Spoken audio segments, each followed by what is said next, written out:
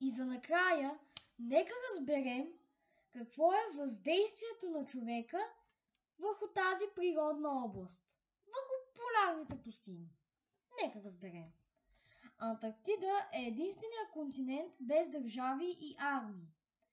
Там не могат да се водят войни, да се добиват ресурси и да не се внасят чужди видове животни. Глобално затопляне. Топенето на ледниците заплашва живота на Земята. Остров Ливингстън е мястото, където се намира българската база Свети Климент Охридски.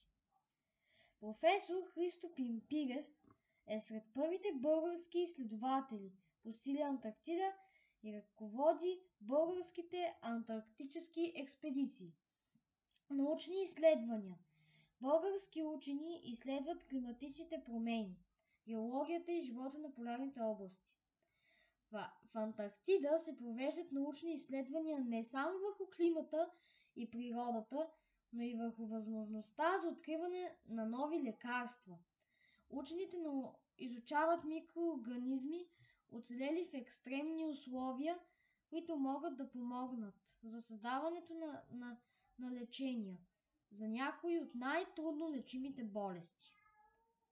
И нека завърша с един любопитен факт.